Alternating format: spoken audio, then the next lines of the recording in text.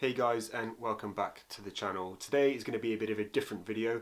I'm going to be sharing with you a podcast that I did in October last year with Joshua from the Art of Money Saving podcast. In this podcast, I talked about my journey of growing up to where I am today, where I share content on personal finance. I dig deeper into how I got into debt and then how I got out of it, and pretty much the reason why I am here standing in front of a camera today. Be sure after you listen to the podcast to head over to the Art of Money Saving podcast and subscribe and listen to his past episodes because he has some really good people on there sharing their story about money. Anyway, let's roll the intro and go straight into the podcast after that.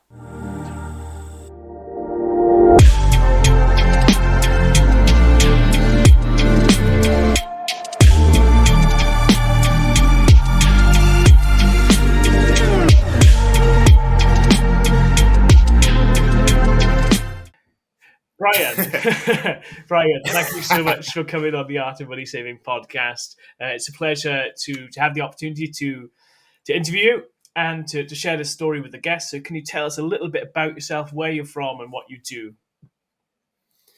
Absolutely, yeah. Well, first of all, thanks, Josh, for having me on the podcast. I think what you do here is absolutely great.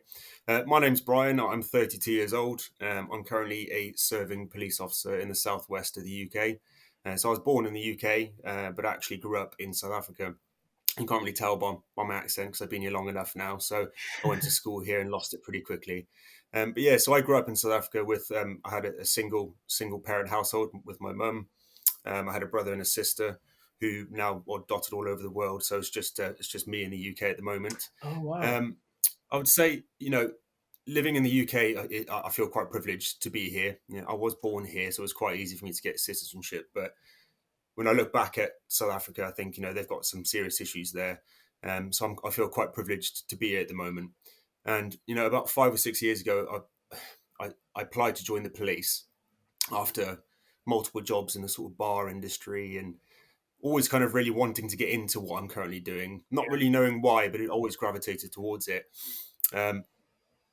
I finally took the plunge about 5 years ago to apply, and I got in after sort of about a year and a half. It's a long old process to get into the police, as it should be, and that sort of coincided with my desire to learn about personal finance. And I've always been absolutely rubbish with money my entire life. Absolutely useless. And talk to my now fiance, we're getting married next year, but she's always been the person who's looked after the finances up until about sort of 2 to 2.5 years ago. And I put that down to sort of a lack mindset. I think it's probably got something to do with where I grew up and being in a single household. But I've always had this sort of lack mindset when it came to money. And I think that was the driving force, really, for me starting to learn about it. So about 4 years ago, I got myself into some debt, about £5,000 worth of credit card debt. And that was just, there was nothing massive. There's no huge payments to get to that amount. But it was just an accumulation of silly purchases, not really thinking forward, as well as, for some strange reason, starting to gamble. Now, that's not something I've ever done previously. I don't really know why, but I think I had this desire to just come across money, and it clearly it didn't work. So the combination of that, as well as joining a new career, and as I'm sure everybody is aware, the public sector isn't necessarily where you go to become rich. So I took a bit of a pay cut to do what I did, and I think the stars sort of aligned for me in the sense that I really started diving into personal finance, learning as much as I could, reading as much as I could. In a strange way, the lockdowns and coronavirus, work-wise, not so great for me, but for my personal life and personal finances, it really gave me the time to focus on my finances. And I realized actually that I was useless at money, and I think the majority of people are. I think really the majority, especially in England, I think we're not really exposed to much information other than the odd TV program that might talk about money or how to save money here and there, but nobody really talks about the principles of money. But it was accessible to me, so that really kind of changed it. And I thought the reason why I've created what I've created, and I think a big part of who I am now is trying to share that information and just trying to simplify it and give as many principles and concepts as possible. So I think I know I'm talking about kind of who I am, but I think it's become kind of who I am as a result of my entire upbringing up until now. It's kind of ingrained in me to share this information, which is why I do. That's really really cool, and I think it's so wonderful to hear. I can hear that enthusiasm with what you say. So you've gone through that process yourself, and you think, right, this is this has changed how I live, how I think about money, how I manage money, and you want to share that with other people. I think that's fantastic. So that you gave us a lot of information there. So let's break it down into little Absolutely. bite-sized chunks and start of. So Yeah. you mentioned coming from a single parent household. Can you tell us how did that affect things at all? So did that in turn have effect on how you view money, or you mentioned briefly about the kind of scarcity mindset that money was always tied to, perhaps. So tell us a little bit about that. Yeah, I mean, I think it certainly would have shaped my mindset around money. Watching my mum work extremely hard from a young age Mm, to support myself and my brother and my sister. And listen, we never had a terrible upbringing. In South Africa, there's no you don't get money if you don't have a job. So you know there is no real option. You either work or find a way of getting money, or you go hungry. That is the absolute reality of it. mm, So, it's a bit scarier, and I think that scarcity mindset is almost easier to adopt in a country like South Africa or any other. I mean, we're very lucky in the UK that a lot of people forget that the majority of the world don't have the welfare state or the ability to be supported if you don't have a job. yeah. So I think watching my mum really sort of struggling through life, and luckily now she isn't, and I'm really glad she isn't. Um, but seeing that, I think I linked working so hard to just getting by, Mm, and that sounds like a strange thing to do, but when I started working at the age of about 16 at a proper job, I always, and I know a lot of people say passive income don't equate, your time spent with money you earn. sure. Try and get as much sort of passive income as possible, but I always felt like all I really deserved was the minimum. Have shelter, have food, never be comfortable. I always thought the people who had a lot of money, they were so lucky. I'm never going to be that person. So I'll just work as much as I can, as many hours as possible, and all that's really going to do is give me the bare essentials. And I think that scarcity mindset has come from not being taught. I didn't have that knowledge, and it's not my mum's fault. Mm, She just, I think, it's a generational thing. Previously, you go to work, you work hard, and you pay your bills, you pay your mortgage, and that's just the reality of it. But yeah. the truth is, until you go out there and actually learn this and learn there's so much information out there through just the wonderful internet that's available to us, that I started to understand that actually I have an influence in my mindset, which will in turn improve my income and in the future the ability to retire, potentially retire early, but at least retire with dignity. Mm, And to me, I just thought I was going to be working until state pension age. That's sure. always how I thought. Yeah. Whereas now the reality shifted because of knowledge. That's really interesting, and I love this comparison. It's not something that I thought much about. So from the welfare state that we have in the UK, and sometimes people's reliance, or certainly people get helped out by that welfare state, to South Africa where that doesn't exist at all. I think one way in which I've seen this play out before is in the States. So that that similar mindset of reliance on yourself. So my question to you then is, what do you think about that? Is that a good thing sometimes to have that, say, yeah, make of life what you can, and if you put in the work, make hay while the sun shines, that kind of thing. Do you, now being in the UK and having something like the welfare state, is that something that you go towards now in a positive manner, thinking actually this is the right way to go, to have that support for people that are in vulnerable positions? It's an interesting question, and it's certainly not one that I'm not qualified to answer. Mm. But I think it's a double-edged sword. Mm. I think I'm very grateful that I live in a society whereby if you know, you know, if everything went wrong, I have a sort of backstop. I have the ability to have at least a roof over my head and food put on the table. It's not going to be a luxurious lifestyle, but it's going to be enough to survive. I feel grateful for that. Yeah. However, I also think that there's the fact that it's there, and actually a lot of people are so reliant on it, and there's no incentive to go out there and make something of yourself. And I'm not saying that people who are on benefits are lazy. That's clearly not what I'm saying. But there is no real push behind you if generation above you and the generation above them haven't worked and haven't really had the mindset of, you know what, actually we can change our entire future generation Yeah. by just a few steps and a few mindset shifts. The fact that there is the ability to just not work, and not, because the way I see it, and especially the job I'm in, working isn't just about money. It's not. It's a purpose, and whether it's working for yourself or packing shelves at Tesco, it really doesn't matter what it is. You need a reason to get up. You need a reason for your mental health as well as your physical health to go out there and earn money. And that combined with thinking about your future and learning how to manage money will, I think, improve so many people's lives more mentally than physically.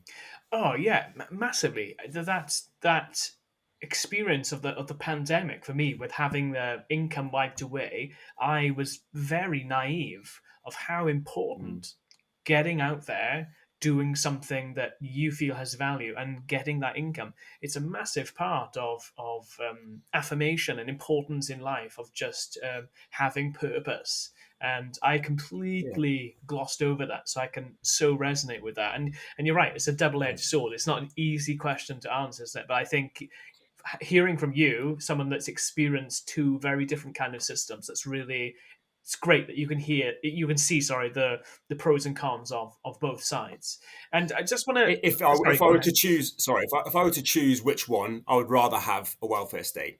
Just Okay, to clarify, okay. I think it's the better option of the two, Mhm. but I think there's a middle ground from not having one and having one where it makes some potentially too comfortable. I think there's a middle ground whereby we need to find out, and I think that's a job for the politicians Mhm. to resolve. Yeah, absolutely. And you just reminded me of a conversation actually that I had with a really good friend of mine, going back to the scarcity mindset kind of thing. And she said, "Oh, I'm reading this book or the moment of some kind of podcast," and I'll paraphrase what she said because I can't quite remember, but it was something like, if you think positive and you just have a really positive outlook on life, and all of those good things will come to you. And she did this very kind of very subtle look to me, and a wink or something like that, implying that that's the attitude that I have in life. And it's very interesting because I don't feel that I have that. I feel like I'm more of a pragmatic type. So that if I see a problem, right, let's find a solution. And again, I think that's a matter of upbringing, isn't it? So, if you've had that scarcity mindset from a child, maybe you are more inclined to say, right, positive thoughts, rather than being more of a pragmatic person. And I think it's fascinating to hear that you've gone through this journey now as an adult, where the cogs are starting to change, and actually you're finding your own independent 2 feet and making an independent financial plan. And I know that certainly that ability also to have that idea in the back of your head that if the worst is to happen, that you do have the funds to have a roof over your head, and that certainly helps, doesn't it? My gosh, yeah. Yeah, I think it does, and I've put some content out previously in relation to sort of the welfare state, not in a negative light at all, because like I said, I'm quite positive about it. But Yeah. I think a lot of people think that it's not enough, people don't get enough, and that they should be given this universal income. And I know we have universal basic income to a Yeah. certain extent in the UK, but that it should be raised, and I think people's concept of it potentially is slightly skewed. Mhm. It is there for the bare essentials. And luckily, I'm at a point now where even in 2 years, on a reasonably low income, household income, um, I'm pretty confident that I will never have to use it, and I will always add to it, and my taxes will help other people who are, going to struggle. Mhm. Um, so yeah, I think you're right. It's happened later on in my life, and I'm 32 now, so this only happened really when I was sort of 28, 29, when I really started diving into it. And I think, like I said earlier, it was an aligning of the stars almost. I think I could have easily got to 40 or 45 or even 50, where I'm starting to think about, what is retirement? What does that look like? What am I going to have? Because before I started learning about sort of anything to do with personal finance, if you asked me what a pension was, you know, I would have given you some sort of vague concept idea. I wouldn't have been able to break down at least, the simplicity of what it is now to me. You don't need to know the ins and outs of a pension. That's for sure, because people's full time jobs are actually to help people with those. But I wouldn't have been able to tell you anything about tax relief or employer matching, or I really wouldn't have had a clue. And that to me terrifies me, because I can still remember what it felt like to know nothing. So I think I almost have a duty in a certain sense to at least share it. Not that I'm going to take over the world and everyone's going to learn about what I'm saying, because that's not what it's about. But if I can at least help one or two people who have never thought about this stuff, then starts learning about it and makes even a tiny little change, it's going to improve their life, because I know it. I know it does work. Absolutely, and the huge difference of discovering this or doing that groundwork when you're 28, I think you said, versus doing that Yeah. when you're 45. I mean, the difference is Yeah.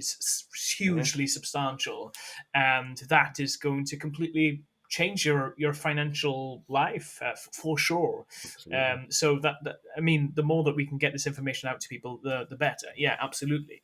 Yeah. Um, Going back to the credit card debt, so you accrued £5,000 of credit card debt. Can you tell us about that? So what are from my perspective, I think I'm interested to know maybe some of the misconceptions that we think about people experiencing debt. So first of all, just lay out your how it was and maybe some of those misconceptions as well.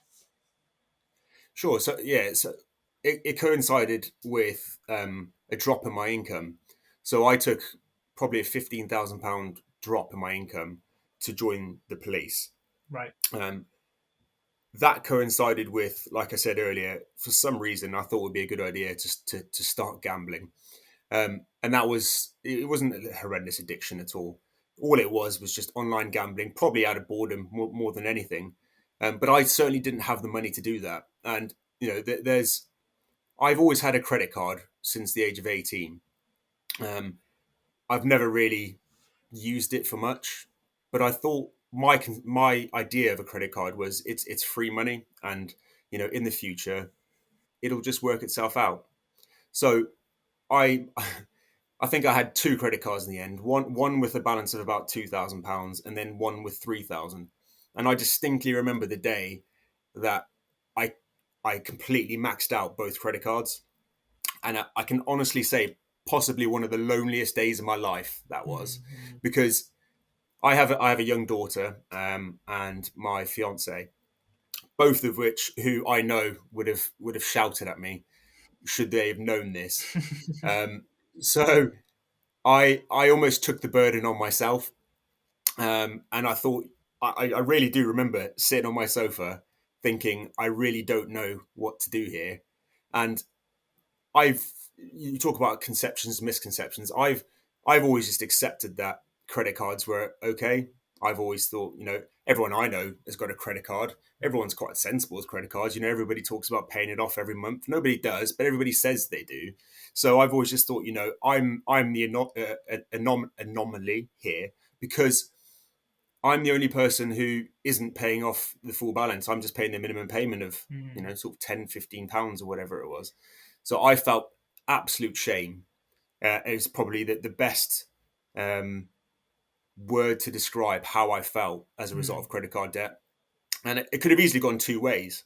Um, I was reading a statistic the other day that the suicide rate as a result of debt and money problems is absolutely horrendous. It's something Yeah. like you're three times more likely to commit suicide if you're in over £10,000 worth of debt, Yeah. and that is terror. That is absolutely terrifying to Mm. me, because especially in my job, unfortunately, that is a reality that I see on a regular basis. But I can see why people would go in a direction of utter despair, Mm. Mm. because although there are sort of agencies out there, charities that can help people who are in debt, it's a lonely place to be. And unless you're resilient and happy to absorb information and put it into practice, which luckily I am, and I always have been that sort of person.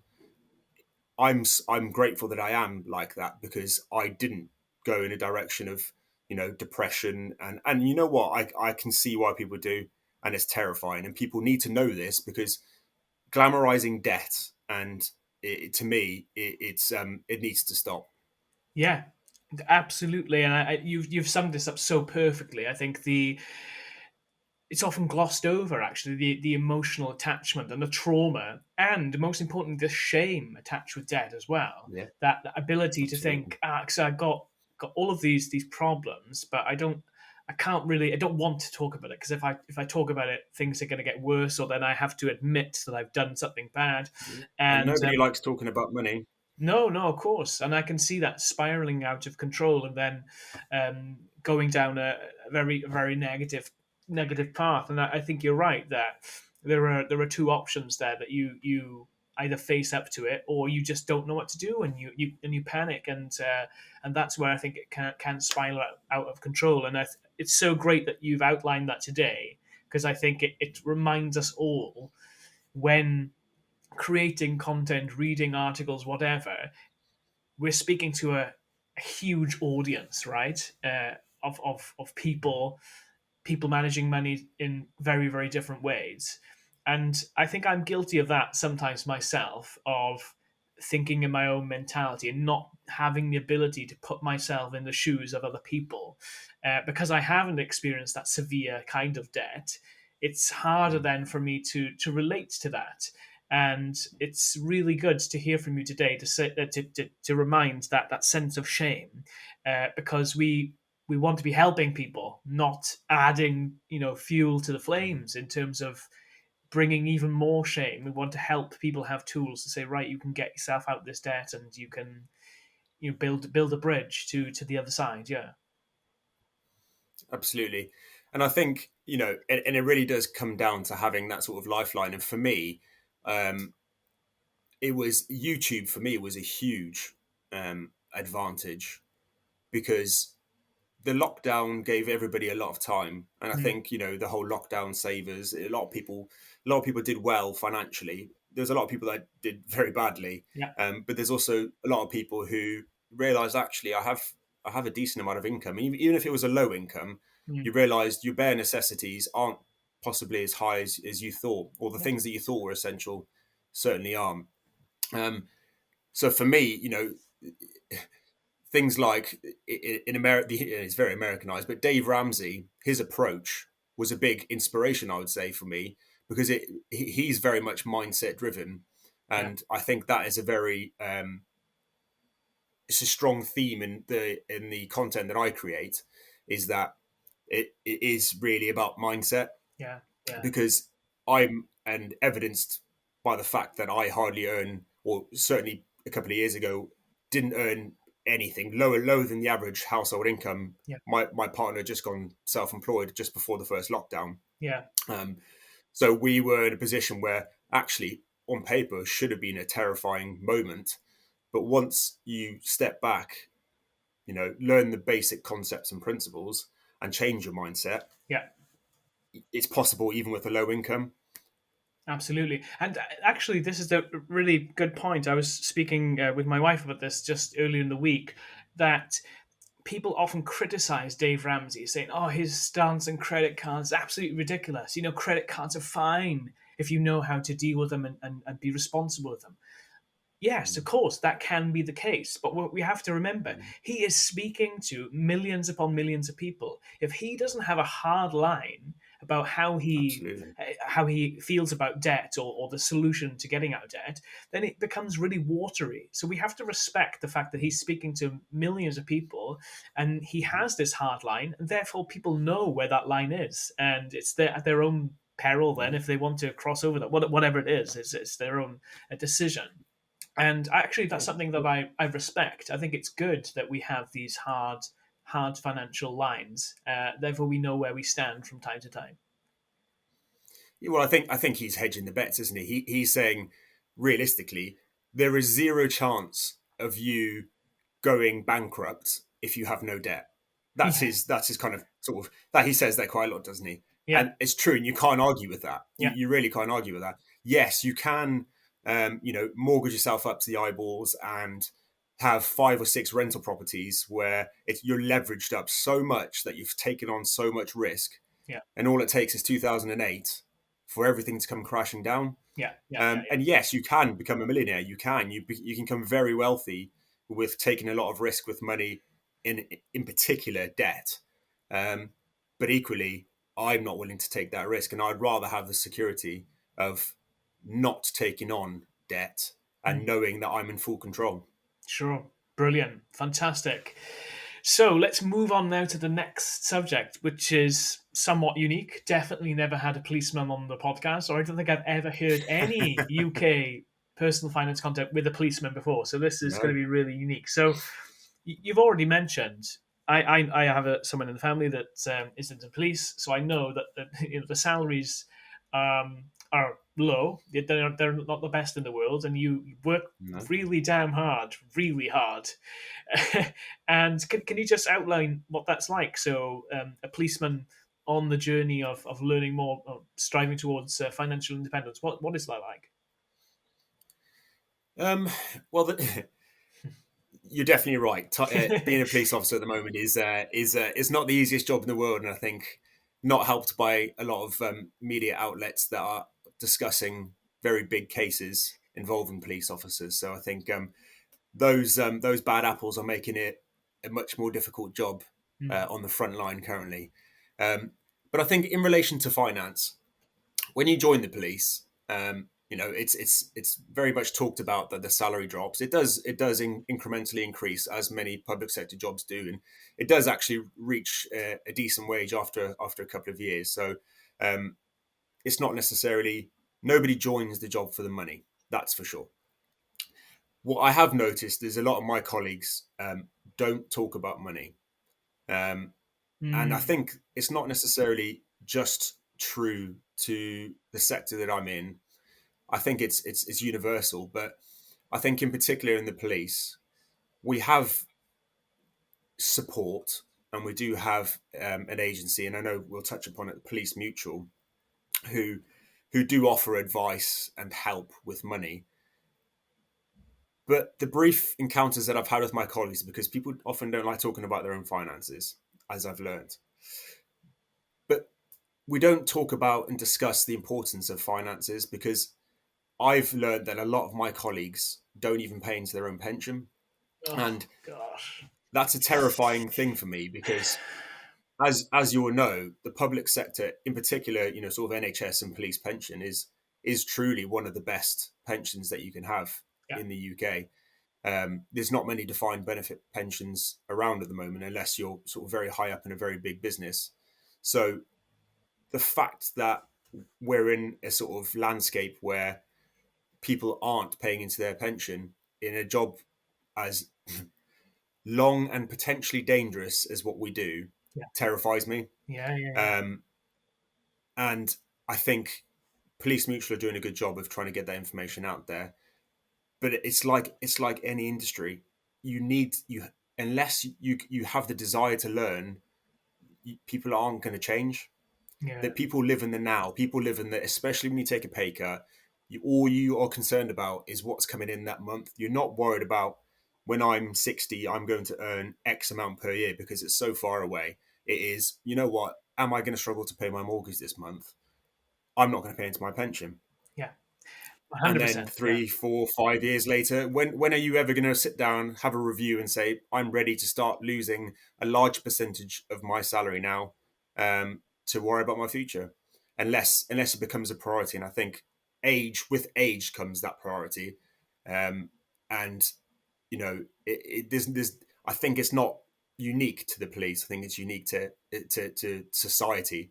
We as a society aren't focusing on teaching people these things, and I know I keep going back to that because that for me is the root of all of this. Yeah. um, Yeah. I have a unique perspective in the police, but I am lucky enough to have the ability to have a very good pension, and I'm not solely reliant on that because I certainly don't want to be, and I'm the things that we talk about and share about, both of us, the content that we share, I put into practice as well. So it's not Yeah. necessarily just that, but it's I can see why people struggle with it. It's not the conception, the perception of public sector pensions is that that's why people join. The truth is, over time, the pension has deteriorated, um, and it's the benefits are slowly slipping away. Yeah. And truthfully, we sacrifice quite a lot of our salary. I sacrifice 15% of my salary, my gross salary, is going to a pension. So it's certainly not this kind of free money is given to you because you work in the public sector. You very much do sacrifice quite a lot of your own money. Absolutely. And just going back to that, actually, I just had the ability to speak to lots of people over the last few weeks in particular. And I just happened to come across people in those positions. So people in teachers, childcare, in their 60s, on the cusp of retirement. And I cannot emphasize this enough. They are absolutely desperate to retire. They're on their knees and they just want to scrape by, and they're just counting down the Yeah, days until they can stop working because their body feels tired, their mind feels tired, and they just want to put their feet up. They've been working hard, and yeah, they are in a position where they will get the state pension and things like that, and they do have some kind of other pension as well. So that's great. But I think the common theme that seems to be coming through to me is that for these people, they're desperate to stop, but the state pension and other pensions, you don't feel really enough.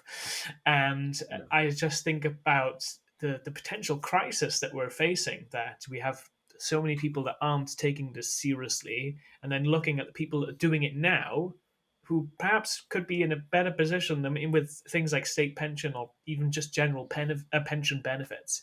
If they're struggling, my gosh, our generation is, I don't know what it's going to be like, but we need to start doing something for sure.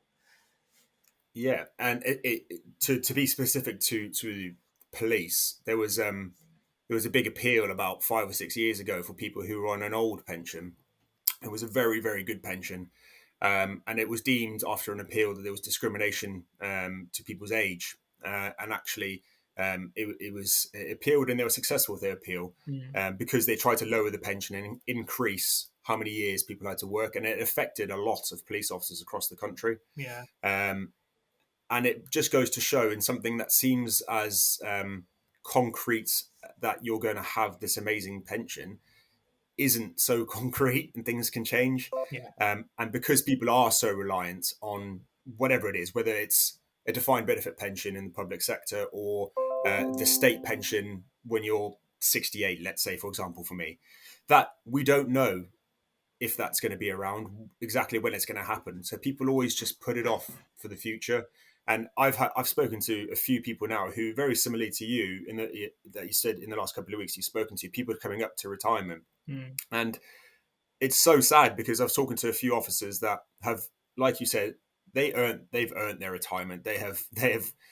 If anyone spent a day with the police in today's society, you would realize how hard they work. yeah. And if you span that over 20 to 30 years, it's time to put your feet up. And these people are being forced to potentially stay another 5 years in a Oh job that is gosh, very physically and mentally demanding. yeah. And that to me very much terrifies me, not having the option towards the end.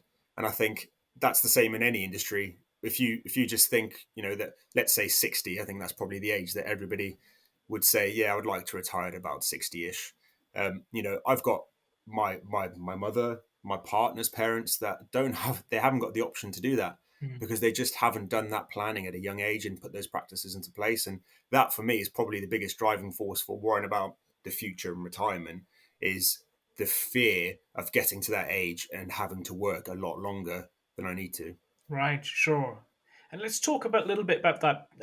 I don't know too much about it, but police mutual, and it's something I've looked into. So Mhm. it's a scheme or place where people can go to seek certain bits of financial advice for police officers, or whether it's mortgage advice or even Mhm. investment advice. So I know that you can deduct from your salary a certain amount, and then Police Mutual will invest this money on your behalf for is it 5 or 10 years or something like that? It's not as long as a pension scheme, for example, and it seems like a really good initiative for people to start if they don't know really where to go or how to manage money. But most importantly, I think when I briefly looked into it, it seems that it's not necessarily dependent on your age. They'll just stick you in some kind of fund, and it seems to be quite bond heavy, for example, which perhaps wouldn't be great if you're in your 20s or something like that. So I just want to know what your thoughts are about that.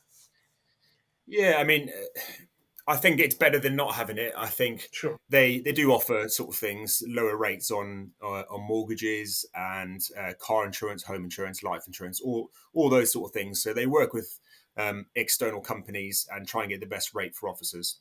That includes sort of police, active police officers, retired police officers, police staff, and friends and well, not friends, family as well.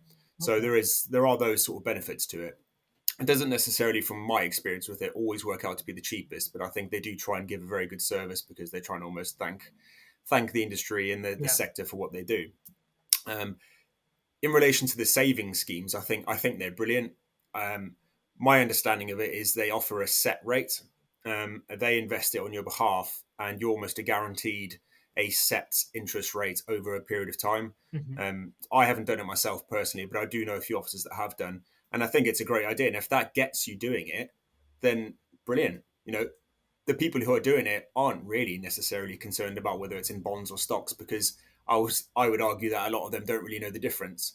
And I think I certainly didn't. And I would have, if I knew in 5 or 10 years' time I wanted to purchase a home or go on a big holiday or something like that where I'm guaranteed an interest rate higher than, let's say, 3.2% currently, Hmm. at least my money's not losing its value. I would I would put my money there. I Sure. wouldn't necessarily look deeper. You're looking deeper because you know about personal finance, money, and Yeah. you understand the difference between a bond and a share. Yeah. Yeah. However, there's not many people that I would say do. So I think it's put in under the guise of police mutual, but there's a lot of financial work in the back where yes, they invest your money for you, and they are trying to put systems in place for people to think about their future. And they put sort of good programs together for people who are coming up to retirement and get them ready for it and things that potentially other companies might not have in place. So mentally getting you ready as well as financially getting you in order. So I think they offer a good service from the broad range from new officers all the way up to people who are about to retire. They do offer quite a few different sort of schemes and options to improve your money situation. Amazing. I think at the heart of that, it goes back to automated financial behavior, isn't it? So taking the emotion away from, you know, like you said, 15% of your income. That's a lot. And if you can consistently do that over a period of time, you just get used to that. And as you scale Mhm. up, as your salary increases every couple of years, you can stick with that 15%. And man, that's amazing. And that's the stuff that then starts to really inform and improve your retirement as you get older. So I think that's I'm always a big fan of that, and I think you're right. Like sometimes I want to optimize. Why is it so bond heavy when da da da da? But you're right. If we can get into the habit of doing this, and if people do it, maybe that don't have that knowledge, then that's amazing. And it sounds like it's a really wise path to at least look into if you're a police officer. Great stuff, fantastic. Absolutely. And I just wanted to tap into that as well. Finally, about talking about money in the police. So you said that it's not something that's really discussed very much. Why do you think that is? And do you think is there a chance of improving that? I think it's just as it is everywhere, it's a taboo subject, isn't it? Mm, People are happy to talk about what everybody knows, what is available to the public. Everybody knows a police officer's salary. All you need to do is do a quick Google search and you can find out. sure. So there's no way to hide that. Everybody knows what you're earning, all your colleagues, and everybody knows. So there's no real need to discuss that, and everyone's quite open about that. And the incremental progress to get to the point where you're earning as much as you possibly can. That's always obviously the goal.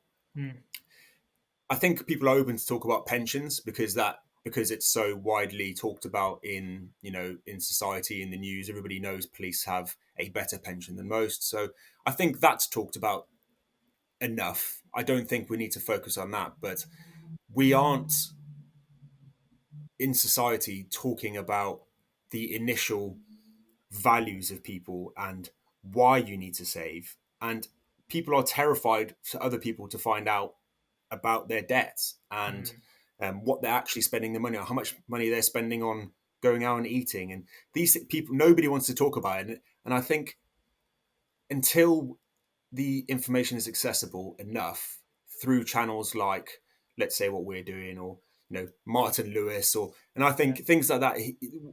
If there needs to be more people that are viewed as inspirational, and I think Martin Lewis, before I started learning about sort of personal finance, I viewed him as the kind of the person who I would go to, but he's a very sanitized version of what I think a lot of people are talking about in the sort of realm that potentially you and I are Mm. kind of in. Mm-hmm. We kind of go into the real sort of depths of um, the mindset and investing. And I think he's the opposite of Dave Ramsey almost. He's almost like he can't talk about the investing because I think he would just get lynched if he said something slightly wrong. So I think he's Yeah. almost the opposite, And he's very very, cautious, isn't he? Well, I mean, I think very he has to be. cautious. Yeah, yeah. But He does have to be. I think behind a closed door, he would have a different conversation to talk about potentially what 100%. he does. Yeah. But I think as the mass market, he talks about, and I'm not going to go at Martin Lewis because I think he's brilliant, but when we talk about, saving £1 here, £1 there, those are all things that we need to focus on, but we also need to focus on investing and why we need to invest. Yeah. And I don't think because he doesn't talk about it, it's not in the zeitgeist. People aren't talking about it and sharing that sort of information. He talks about pensions, which I think is great, and he talks about student loans quite a lot, which I think because he talks about it quite a lot and he has a massive audience and he's on almost every TV channel that you put on telly. So I think people will talk about student loans more. But until we have more people like him that have a large platform and they're going to be on TV Mm-hmm. and talk about these things, let's say like in America, Dave Ramsey, because you will see that the statistics don't lie. In America, more people invest. Yeah. A lot more people invest. But that's because there's more people in the public sphere talking about investing. That's right. People in Yeah. the Yeah. people in England are, most people that I talk to about investing view it as gambling, Yeah. and I know that because I used to view it as gambling too, Yeah. Yeah. and I used Yeah. to think it was very much you're putting all your money into Tesla. What if Elon Musk ruins electric cars and his stocks drop, you lose all your money, and there goes your pension.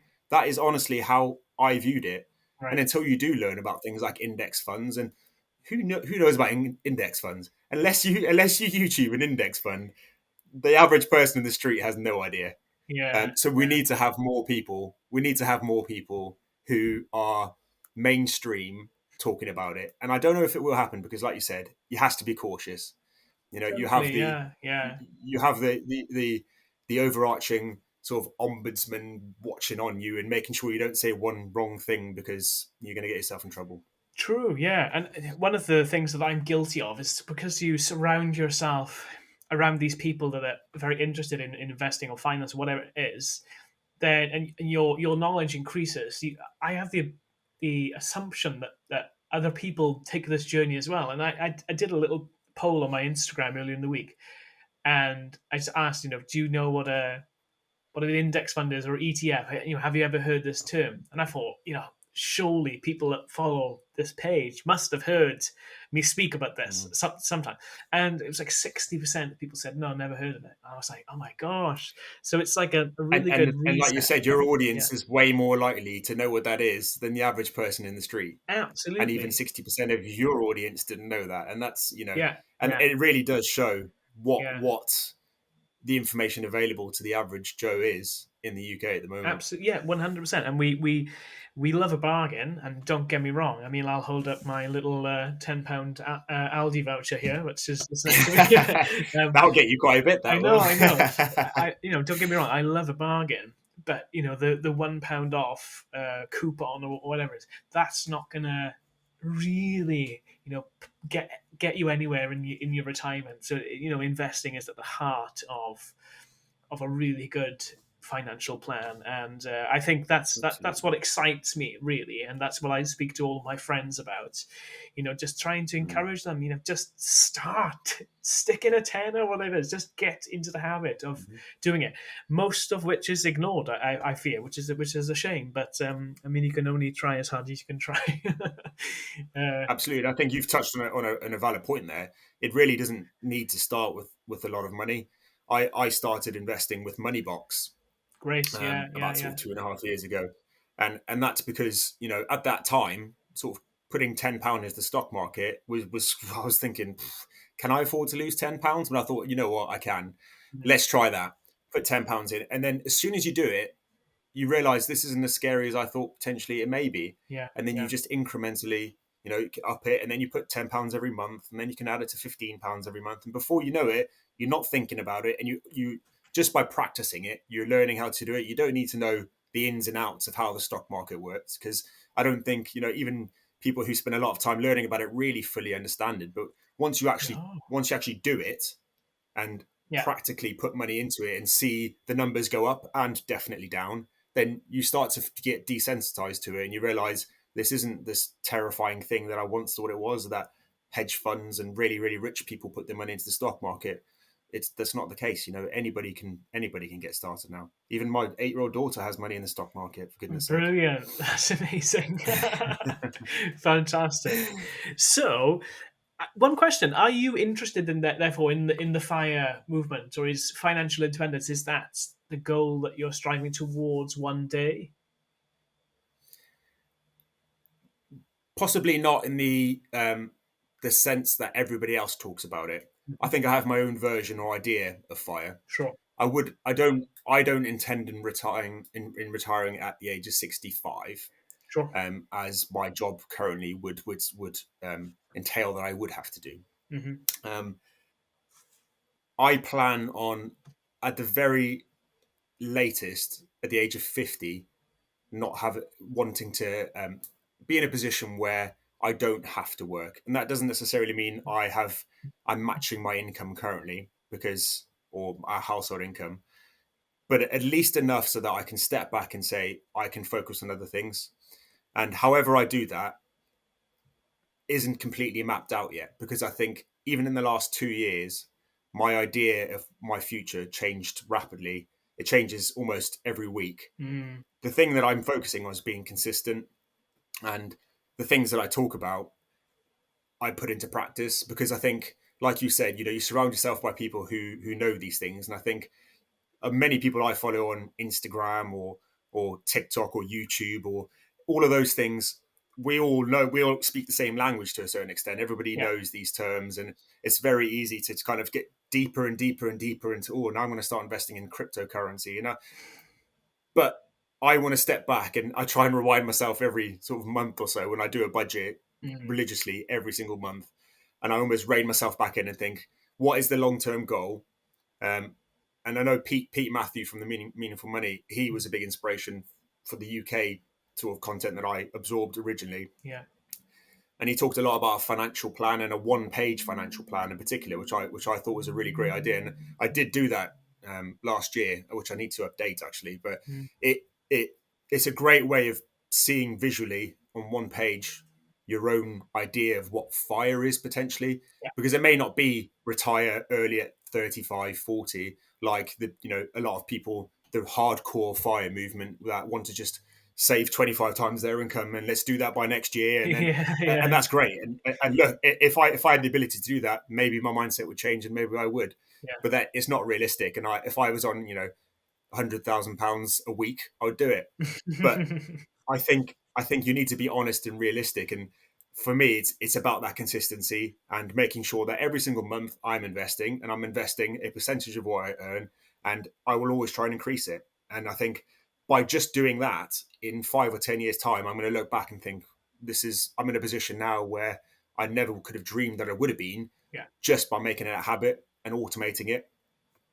Brilliant. Absolutely love that. And I think that what you've done there, I think we're definitely on the same page there in terms of there's the extreme fire movement, and then there's the people doing nothing and doing no preparation, and you're somewhat in the middle. So you're automating your financial plan, just keeping it level headed, keeping it sensible. And there was a very interesting article this week published by the BBC. Maybe it wasn't published this week actually, but I'll leave it in the show notes for people to go and find. And it's the BBC talking about the fire movement. And the comments were very interesting because I think it sums up actually a lot of our conversation today. So I've got some of them on the thing here on the screen.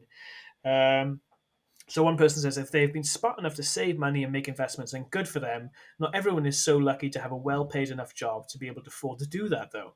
So I thought that's an interesting one. Someone says their privilege is overwhelming. What about when the stock market crashes? That's another one. Joe, cool pay for them. We can't get our pension for another 3 years, and we paid into the system all our lives over 42 years. Absolutely unbelievable. And another person goes on to say about the upper middle class millennials. Yes, stock post photo showing diversity notwithstanding, of course. So like a real mix A of, I good mean, range yeah, there. a good range of completely incredible opinions.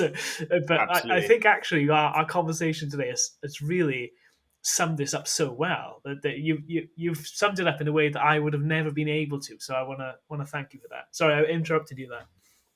No problem. I think that comment in particular about privilege is an interesting one. Yeah, And it's one that I've come across quite a lot, and particularly with my content that I put out on TikTok. And I think the reason for that is because it goes out to such a diverse range of people, because yeah, it just forces my face in front of somebody's screen who would never ever look for me. yeah, And there's two sides to that, isn't there? That's great because somebody might go, oh, actually, maybe he's saying something that resonates with me. yeah, And then there's the other person who thinks, you're just a privileged white person, yeah, yeah, yeah. middle-aged English man who has everything and everything. Sure. And unfortunately, that is quite a common theme. And I don't know whether it's because we have the ability to type really quickly on a comment on a video Mm, or on a BBC article, yeah. and it invokes a kind of conversation that everybody, you're causing an argument by saying that. Mm, But I honestly do think there's a lot of people that do have that mindset, yeah, and yeah, yeah. it worries me, because I didn't come from a privileged background. I wasn't poor. Hmm. Certainly, I was not poor. I wasn't in abject poverty, but by the standards of the average UK citizen, or even the below average, I had a lot less. And it's easy to say because I'm talking about money, that I had a privileged background, Mm, and and yeah, it almost it strikes a chord with me because, on face value I may be privileged, you know. You could quite clearly easily make that assumption, yeah. but I'm certainly not. And I think that that mindset, that victim mindset, is dangerous in any aspect of life, but in particular because we focus on finance. I think it'll keep you, in inverted commas, poor for the rest of your life, whether it's a poor mindset or poor financially. Yeah, absolutely. And what that does as well, it completely shuts down the conversation. So with a comment like that, it's just immediately the drawers come down, and that's the end. And going back to what we were saying earlier on about shame about money, that's only perpetuating and feeding into this shame. Because if we shut down the conversation, we don't have an ability to have that back and forth and say, well, what do you think about it? I've learned a lot from you today just by you sharing your experiences. That's really made me think, oh, actually, maybe I should reevaluate this or that. And that's great. We Yeah. need to keep doing that more and Mhm. just keep listening to people, listening to ideas, listening to stories about how people manage money. And that in turn then is going to help hopefully enforce your own financial plan. The hope is, of Absolutely. course, is that none of this deters you from that automation of just set and forget. Mm. Every your £15 into money box, it goes, come rain or shine. I think Yeah, that's great, fantastic absolutely. conversation. So I'm going to start wrapping up the podcast now shortly, but I have a series of questions that I ask every single guest. The first Hmm. being, can you name an embarrassing financial memory or purchase? Um, I bought a £300 watch once when I was when I was, which may not be a lot to some people, but when I wasn't, I think I was probably earning about 15,000 pound a year, and I Wow. certainly couldn't afford it. And I think it was a I can't remember the make it was. It was fancy for me anyway. Wow. Okay. And I really suffered for about 3 months wearing this watch, and I just thought this really is materialism at its finest. I just wanted everybody to think that I had this money, which I clearly didn't. Wow, that's fascinating, isn't it? And I mean, £300 of a £15,000 salary. It's Yeah, quite a big chunk, isn't it's it? not a Quite a lot of big money, money. but now I look back and think that's hilarious. But as far as a percentage of what I had and what I owned and what I was worth, Yeah. yeah, it's embarrassing to this day. Very good. And what about resources that you enjoy? Is there a YouTube channel or podcast that you'd recommend? So I listen to quite a few podcasts. I obviously listen to your podcast, which is fantastic. Thank you Everybody very clearly much. already listening. Leave a review. I Yes. UK wise, I think Pete Matthew from sort of Meaning for Money was a big influence on me, combined with Dave Ramsey. Mm, And I can list all the obvious ones that everybody knows in the UK, like Mama Furfer and all those ones. But sure. I think I think they're important to mention because like I said earlier, they have this platform now, and a lot of them are getting some pretty big viewerships on YouTube, Yeah, and their faces are getting pushed in front of people that would never search for it, which I think is fantastic. it's great. And one in particular for me is an unsung hero, which is definitely Pete Matthew. He That man has done so much in the last sort of 10, 11 years Mm, for finances, selfishly almost, because if you look at when I started watching him maybe 2.5 years ago, he didn't have that many YouTube followers really. mm, I mean, he had a few thousand, but you look now and he seems to be ramping up. And I think it shows you that hard work does pay off in the end. And I think if anyone ever wants to go deep into, I think he's a chartered financial planner. So if anybody wants to get some in-depth information, I would send them to him because he has no ulterior motive from what I can see. mm, He's very much, I will give up as much of my information as possible. He would charge a lot of people for the information he gives out. yeah. I would imagine quite a bit of money, and he's giving it out for free. So I know that's probably quite a generic answer because I think everyone in the UK financial sphere that's putting content out would probably mention the names that I have. Mm, Um, but I think there's been a sort of surge, especially during lockdown, of people, including myself, because I think I started creating content during one of the lockdowns. And there's a real surge of people who have probably similar to me, got to a position where they had a bit of time, yeah. got on YouTube and came across this, and it's changed their life. So they've decided, I'm going to start sharing content too. So there is a lot of people out there, and I think everybody adds a different flavor. Mm, So there's not one in particular that I would go to other than potentially the Meaning for Money, either podcast or YouTube channel.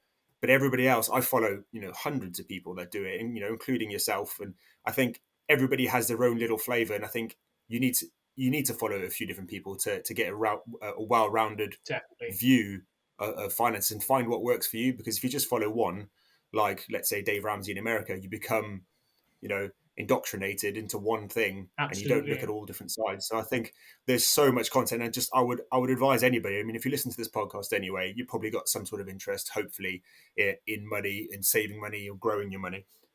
But if you don't really spend a lot of time listening to podcasts or consuming content about this, I advise you please just search some content and make it any area that you don't know about, learn about it, Mm. because that's the only way you're going to improve, and that's the only way that you're going to be confident enough to potentially be either financially free or at least comfortable. Magic. Fantastic. Very well put. And most importantly, where can people find you to discover more of your content and maybe to get in touch with you as well? Sure, yeah. So my channel across all platforms is Frugal Spender. So if you just search that in either Instagram, YouTube, or TikTok. I started on TikTok, which was quite a funny story because my partner, she's a wedding planner, Right. and she started creating content, and she forced me to make a video about it. Luckily she did, because one of them went I would say viral, but it wasn't. It got a couple of 100,000 followers, and Wow. that inspired me to get going. So Wow. TikTok, as funny as that is kind of got me boosted what I do now. So Okay. if you want to contact me, please, Instagram is probably the best place to just message me there, and I will give you as much information as I possibly can about anything that you want to know.